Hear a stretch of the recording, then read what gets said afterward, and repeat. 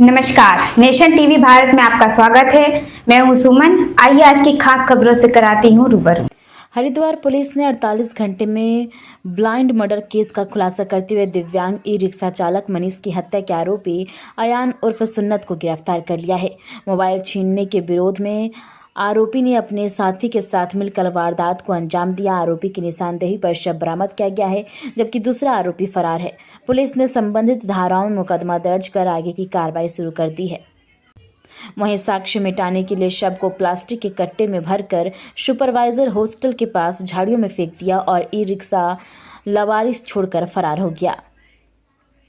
वहीं आरोपियों ने मृतक मनीष को शराब पीने के बहाने BHEL के पास झाड़ियों में बुलाया, जहां विवाद होने पर बिलाल ने मनीष को पकड़ा और आयान ने गला घोंटकर उसकी जान ले ली। 4 फरवरी को रानीपुर कोतवाली क्षेत्र के विष्णु लोक कॉलोनी के रहने वाले राम आश्रय द्वारा पुलिस को ये बताया गया था कि उसका पुत्र मनीष, जो 1 तारीख से गुमशुदा चल रहा है, शाम के समय वो लास्ट देखा गया था। उसके बाद से वो कहीं नज़र नहीं आ रहा है, ना उसका फ़ोन का पता लग पा रहा है, फ़ोन भी स्विच ऑफ था। पुलिस ने तत्काल पूरे मामले को गंभीरता से लेते हुए इसमें अभियोग पंजीकृत करते हुए उसके जब CDR एनालिसिस का पुलिस के द्वारा किया गया तो ये बात पुलिस के संज्ञान में आई कि लास्ट जो कॉल एक व्यक्ति को की गई थी, जब पुलिस ने उससे पूछताछ की तो यह पता लगा कि अभियुक्त अयान द्वारा वो कॉल की गई थी, जिसने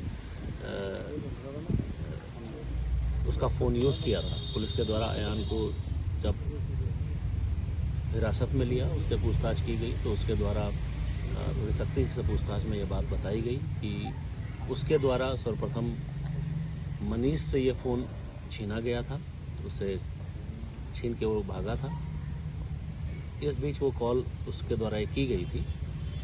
बाद में जब मनीष के द्वारा उससे फ़ोन देने का दबाव पड़ा, नहीं अन्यथा पुलिस को बताने के लिए उसको कहा गया, इस बात से डरते हुए उसने अपने एक साथी बिलाल के साथ मिलकर मनीष की हत्या की और एक बोरे में डाल के उसकी ई रिक्शा से सुपरवाइज़र कॉलोनी BHEL के पास उसको फेंक दिया। पुलिस के द्वारा सब पूरे मामले को जांच के तहत, एविडेंस के तहत ई रिक्शा और मृतक मनीष की बॉडी को बरामद किया गया। अभियुक्त अयान को पुलिस अभिरक्षा में लिया गया है, उसको आज न्यायालय में पेश किया जाएगा। दूसरा जो अभियुक्त है बिलाल, वो भी फरार चल रहा है, शीघ्र उसकी भी अरेस्टिंग का प्रयास किया जाएगा। मैं यह आश्वस्त करूंगा कि इस पूरे प्रकरण में जो भी लोग दोषी हैं उनके खिलाफ सख्त वैधानिक कार्रवाई की जा रही है। बड़ा हृदय विदारक ये घटनाक्रम है, क्योंकि मनीष जो है पैर से विकलांग भी था और अपनी रोजी रोटी के लिए ई रिक्शा चलाता था। फिर कुछ छोटे बच्चे भी हैं। ये बात हमारे संज्ञान में आई है, इसलिए जो भी अभियुक्त हैं जिनके द्वारा एक घटनाक्रम किया गया है, मैं पूरा प्रयास करूंगा कि उनके खिलाफ सख्त वैधानिक कार्रवाई की जाए। CM हेल्पलाइन के माध्यम से हमें जो है शिकायत प्राप्त हुई कि ऋषिकेश के लक्कड़ घाट क्षेत्र में जो है गैस रिफिलिंग की कार्रवाई की जा रही है। तो वहाँ हमने कल आकस्मिक रूप से छापेमारी कराई गई। छापेमारी में पाया कि वहाँ पर एक ऐसा मकान जिसकी छत नहीं है, उसके अंदर कुछ लोगों द्वारा जो है गैस सिलेंडर रखकर उसमें रिफिलिंग का कार्य किया जा रहा है। और उसके बाहर जो है 2 गाड़ियां खड़ी पाई गई।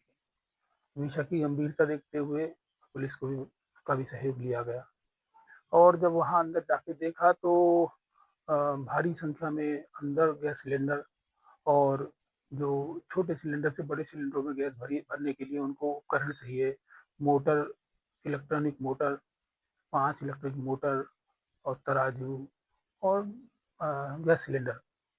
बाहर जो गाड़ियां 2 खड़ी थी उनकी तलाशी ली तो उनमें भी भारी संख्या में गैस सिलेंडर, कमर्शियल और डोमेस्टिक सिलेंडर मिले।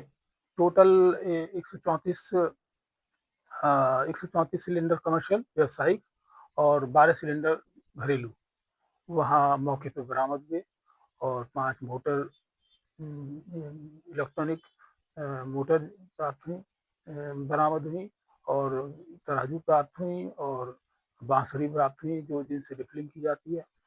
तो उनको सबको जब्त किया गया पुलिस के सहयोग से और संबंधितों के विरुद्ध जो है सबको जब्त करते हुए लाइसेंस की सुपुर्दगी में दिया गया तथा जो गाड़ियां हैं वो पुलिस की सुपुर्दी में दी गई और संबंधितों के विरुद्ध जो है थाना कोतवाली ऋषिकेश में प्रथम सूचना रिपोर्ट दर्ज कर दी गई है और इसमें जो है जांच उपरांत इसमें और आगे तक कड़ी कार्रवाई की जाएगी। ये जो रिफलिंग का विषय है ये बड़ा गंभीर है और जहाँ भी कहीं क्षेत्र में यदि कोई रिफलिंग की शिकायत आती है तो हमारे द्वारा इसमें बर्दाश्त नहीं किया जा सकता और ये बड़ा जो है पब्लिक से जनता से जुड़ा विषय है और जहाँ भी कहीं क्षेत्र में यदि कोई गैस रिफलिंग की कोई जानकारी किसी को मिलती है तो वो जो है हमारे संबंधित क्षेत्र के जो इंस्पेक्टर्स हैं, निरीक्षक हैं या एआरओ हैं या हमें जो है उसकी सूचना दें तो हम उस पर तत्काल कार्रवाई करेंगे और किसी को भी जो है बख्शा नहीं जाएगा।